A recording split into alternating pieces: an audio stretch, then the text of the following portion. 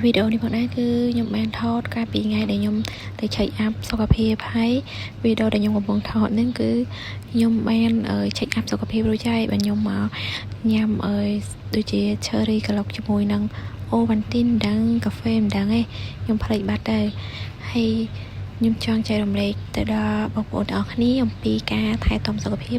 ក៏ដូចជាស្រឡាញ់សុខភាពរបស់ខ្លួនឯងអញ្ចឹងការទៅ check up សុខភាពនេះគឺវាមានសារៈសំខាន់ខ្លាំងមែនទែនអញ្ចឹងស្មើនឹងបងប្អូនជាស្រឡាញ់ចេះមើលថែទាំសុខភាពរបស់ខ្លួនឯងបងប្អូនកុំស្ដាយលុយនៅក្នុងការ check up សុខភាពណាឧទាហរណ៍ថាយើង check up អស់100ឧទាហរណ៍ណា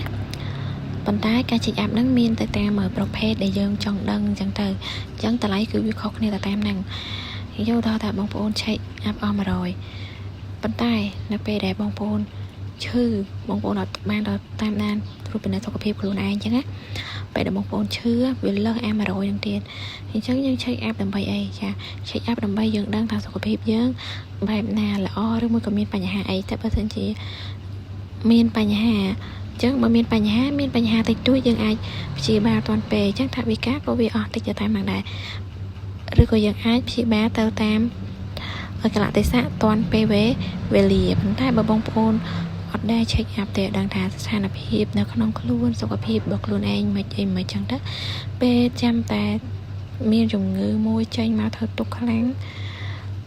តែខ្លះទៀតតិចក៏គាត់អត់ទៅ check up ដែរតតែខ្លាំងហ្មងអញ្ចឹងនៅពេលដែលខ្លាំងពេលខ្លះអាចព្យាបាលទាន់ពេលប៉ុន្តែអស់ថវិកាច្រើនពេលខ្លះទៀតអត់អាចស្ដារមកវិញបានទេហើយលុយក៏អស់សុខភាពក៏អស់ពេលខ្លះអាចបាត់បង់ប៉ះពាល់ទៅដល់អាយុជីវិតទៀតក៏ថាបានអញ្ចឹងបើ check អស់តែ50ទៅ100អីប៉ុន្តែបើសិនជាយើងមានបញ្ហាតិចតួចយើងអាចព្យាបាលទៅអស់តិចប៉ុន្តែបើទុកដល់ខ្លាំងចាថ្លៃព្យាបាលថ្លៃថ្នាំការមើលថែទាំហ្នឹងគឺវាអស់លើសនឹងគុណ5គុណ10ពេលខ្លះអត់អាចដូចដើមមកវិញទេកាលណាតែមានជំងឺហើយគឺវាពិបាកមកវិលរកសភាពដើមខ្ញុំកាលនៅពីតូចឧស្សាហ៍មានបញ្ហាជាមួយនឹងបំពង់កអញ្ចឹងហើយខ្ញុំក៏ឧស្សាហ៍ទៅ check up សុខភាពដែរម៉ាក់គាត់ជូនទៅអញ្ចឹងទៅបន្តមកទៀតខ្ញុំឡើងដល់រៀនថ្នាក់វិទ្យាល័យដូចជាកំឡុងឆ្នាំ2017-18នេះខ្ញុំចាប់ផ្ដើមឈឺធ្ងន់ពាក់ព័ន្ធជាមួយនឹងបញ្ហាកាពះពោះវៀនមេរោគក្នុងកាពះហើយមានបញ្ហាផ្សេងទៀតអញ្ចឹងណាហើយខ្ញុំបានតេស្តឈាមcheck up សុខភាពរោមមេរោគរោគជំងឺអីចឹងទៅ